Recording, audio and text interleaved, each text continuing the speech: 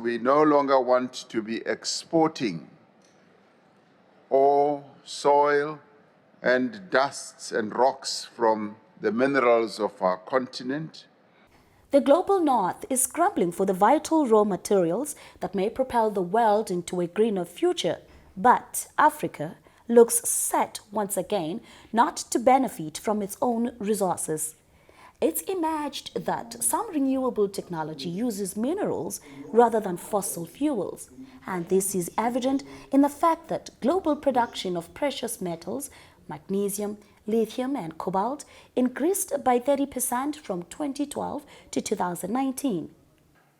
As the mineral resources become more and more depleted, because mining is not sustainable and it's not renewable, and we have not really planned to convert our economy from a mining economy to a manufacturing economy, and so the mining towns themselves are dying. We are losing strategic minerals in that we have 80% of the world's platinum, we have more than 90% of the world's manganese and so on, but we're just shipping it all out.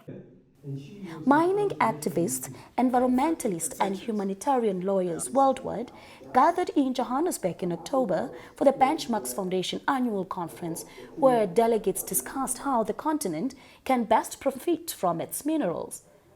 A report by the Organization for Economic Cooperation and Development indicates that the availability of critical raw materials depends on the mining companies, as governments do not have policies in place to regulate the production of critical raw materials. I'm not that keen on exporting green hydrogen from Africa to keep Europeans warm in winter. I would rather we use that green hydrogen, if we need to at all, to produce green fertilizers and perhaps green aviation fuels. But the secret is we can't pretend to produce cheap green hydrogen at the same time as charging high prices for those 10 million households who live in energy poverty. You can't have a divergence. If we can produce cheap green hydrogen, why can't we produce cheap electricity for our people?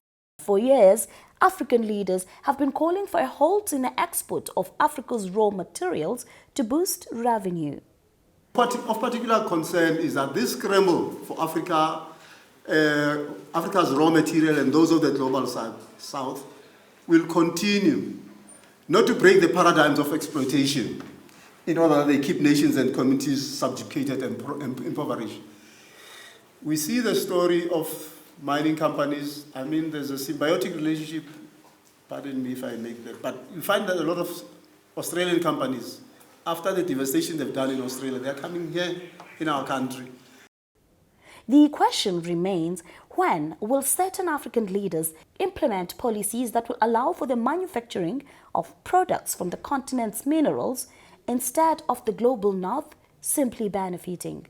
Ingam Sileni, BRICS Global Television, Johannesburg.